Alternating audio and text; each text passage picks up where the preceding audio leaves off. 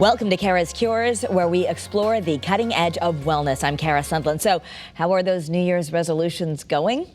Fear not, it is not too late to set them the right way. Today, my guest is Ashley Bernardi. She is the author of Authentic Power. Give yourself permission to feel. That is her book. And she is going to show us how to set intentions that will actually create real change in our life. Welcome, Ashley.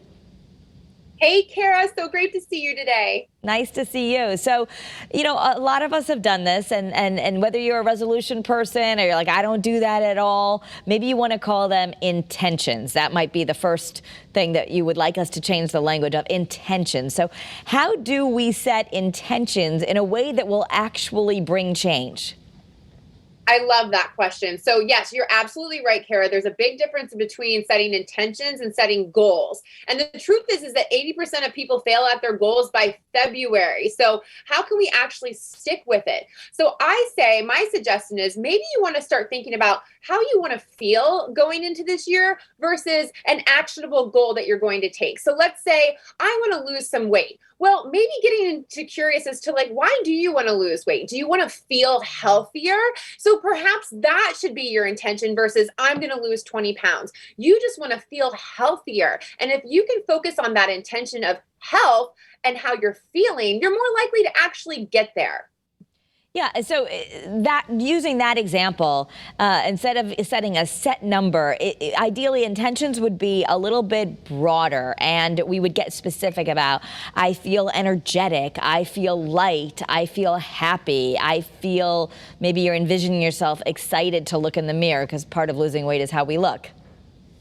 Right. Absolutely. And I always say, you are your expert in your own life. And when we get quiet and still and listen to our wisdom within, which is what I call our authentic power, there lies the answers. That's where we can really find where these feelings are coming up. So for me, I did this through a meditation recently, and I said, okay, for 2022, I want to feel healthy and vibrant and joyful. And that was the intention that I set for the year. And then after that, getting curious and asking yourself questions are, what are some small actions and baby steps that I can lean into to help me move towards a more joyful 2022 or more vibrant and a more healthy 2022?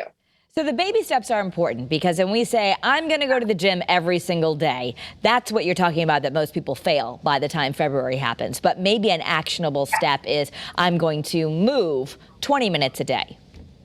Exactly. Or maybe not even putting a number on it. I'm just going to move my body today, starting small. I've learned that starting small baby steps, because where people failed, you're right. I'm going to go to the gym every day for 1 hour a day. I'm going to lift all these weights. It's just too much. We lose the willpower to do that. So what is better is I intend to feel healthier this year. I intend to move my body any way I can today. It could be a walk in nature. It could be to the school bus stop and back. That's your movement, but start small. And maybe it's just 10 minutes and you build up to it. That's exactly what I did when I started running again. I could only run up and down my driveway for 5 minutes. That's it. But this year I just finished the Army 10 miler to just show how far I've come using this approach of taking baby steps and listening to that wisdom within to see what it is that I actually need to achieve those intentions. Yeah. And let's, you're talking about where you come from. It's a good idea to maybe just let our viewers and listeners understand, you've been there, right? You suffered from trauma, post-traumatic stress, postpartum depression, to the point you couldn't really get off your couch at one point. I couldn't get out of bed. I was bedridden for months. You're absolutely right, Kara.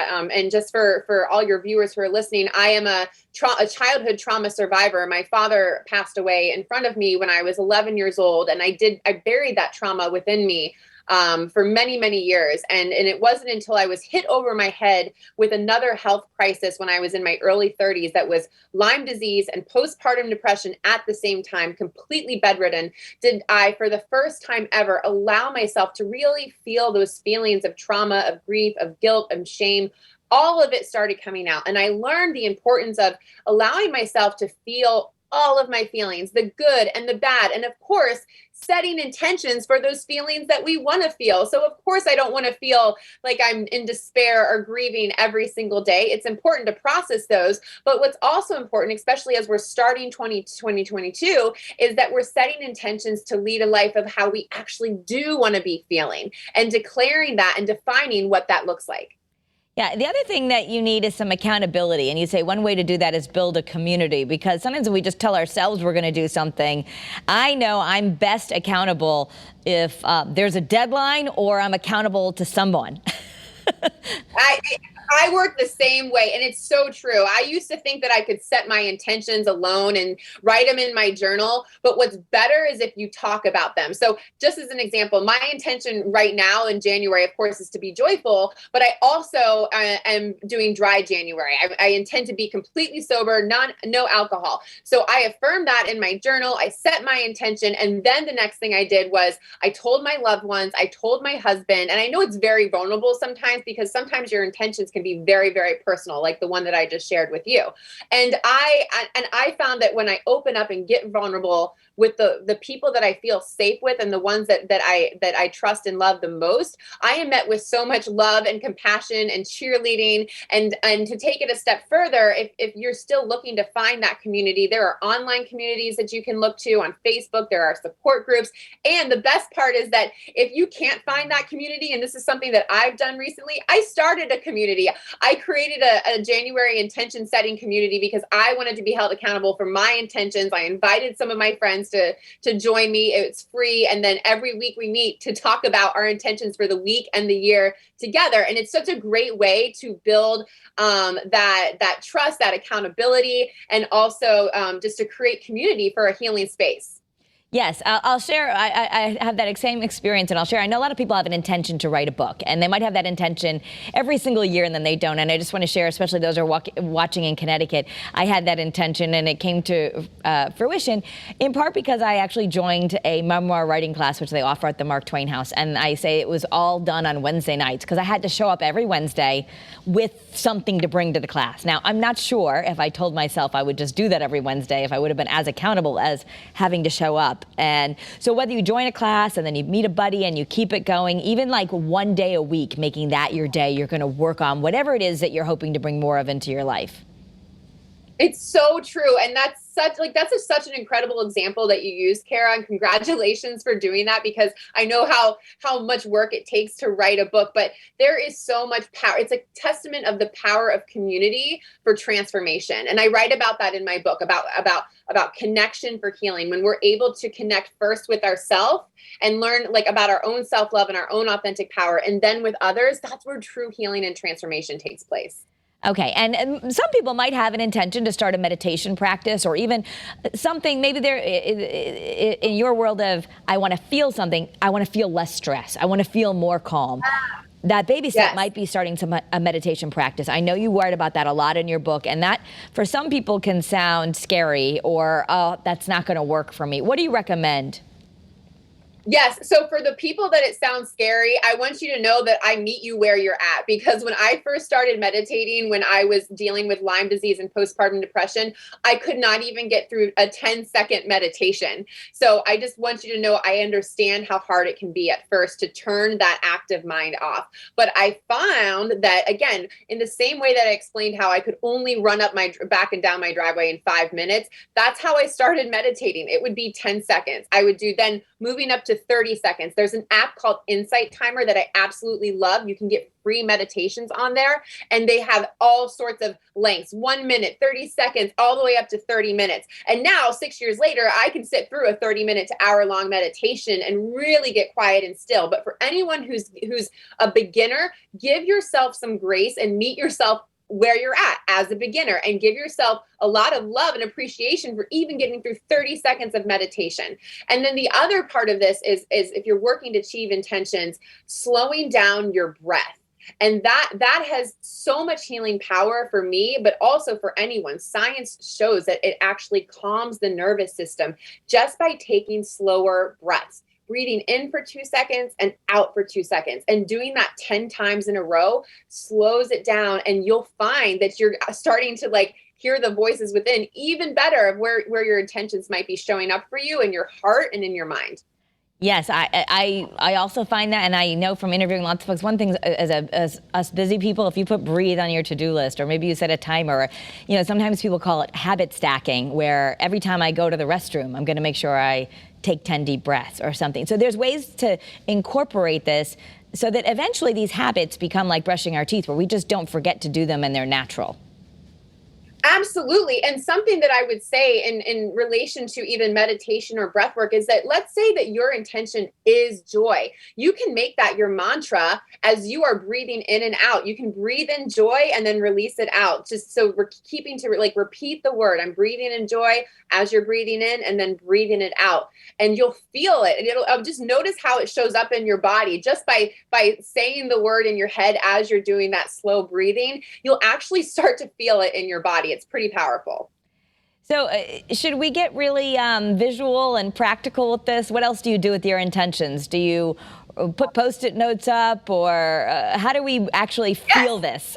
So I think that one of the best things that you can do, in the same way that we write down our goals, right? So everybody loves to write down their goals.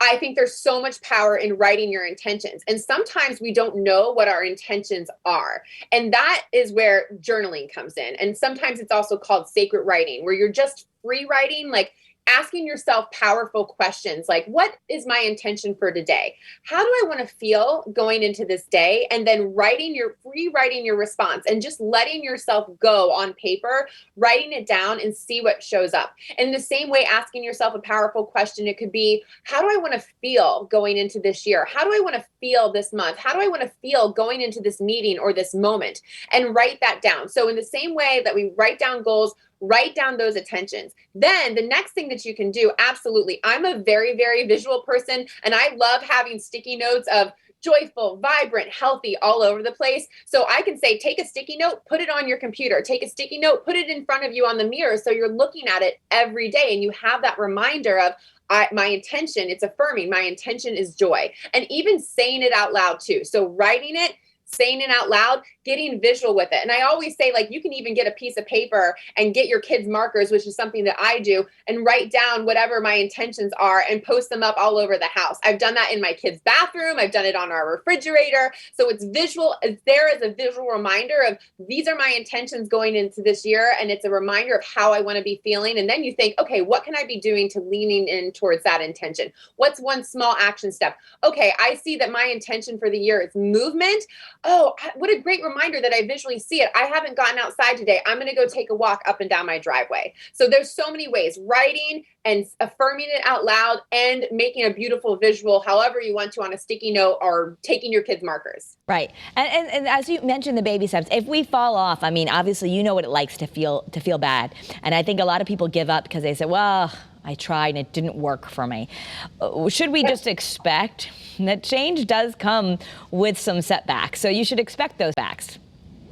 Oh, you absolutely should. And this is the big difference why I like intentions over goals. Because when I used to set goals and fail at them, and I failed plenty of times, I would feel so down on myself. What I've learned is to give myself grace. And with intentions, we know that not every day we can always feel joyful, or not every day we can always feel vibrant or embrace movement. Life comes up. Life just gets really lifey. And the important thing is to give yourself love, grace, and compassion, knowing that, hey, life is going to show up. This is the human experience, and I'm going to meet myself with compassion if I can't fulfill this intention today, knowing that that's an intention you want to keep and try to sustain throughout the year. So giving yourself grace, love, and compassion during all of this. It is okay if you fail in certain moments. I have done so many times, I can't even count.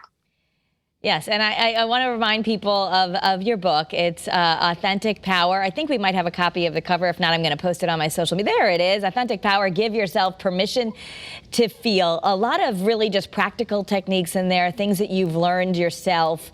And this is really just a time where I think setting intentions actually is a kinder, gentler way of doing the new year. And we don't have to do them just at the new year. We can always bring a new one in. Yeah. And the one other thing I want to say about intentions is that going into 2022, we are 2 years into a global pandemic, a collective trauma. So if you're anything like me, I was not excited about setting goals this year. A lot of us are very much in survival mode right now. I've got a kid upstairs who's isolating from a COVID exposure. This is real life. And so I felt intentions, to your point, Kara, were a much gentler way to approach the new year. And it felt so good and so right to me. And it's always something that the words that I've created for my year are words that I keep coming back to, no matter what life circumstances may come up, anything. Absolutely. Well, one suggestion I've seen on social media, a lot of people have their word of the year. I'll share mine. I put allow. And both things, allowing good coming in, but also just allowing things as they are. We have to kind of accept, right? Absolutely. It's such a beautiful word. I love that word, allow. Mine was actually rest. Rest. Because I felt, yes, just rest. We don't give ourselves, Yes. I don't give myself enough rest. And I wanted to find different pockets of rest in my day. And just pausing in the day. So maybe pause is another good word too. But yes, I love coming up with those words. It does also relate to intentions too. Allow is opening up the door for intentions. So we encourage everyone to have a kinder, gentler new year. We all deserve it. And Ashley, I know people can get the book anywhere, right? And also shout out where they can find you on social or website if you want. Yeah, thank you. Yeah, you can get the book anywhere. You can visit my website, Ashley, ASHLEY, Bernardi, BERNARDI.com. Would love to hear from you. And you can find all of my social links there as well. All right, Ashley, thanks for being with us. And thanks, everyone, for being here for CURES. If you want more information on the cutting edge of wellness, you can watch previous episodes right here on the WSB app or go back in the podcast. And follow me on social media at Kara Sundlin. I share them there. Be well, everyone.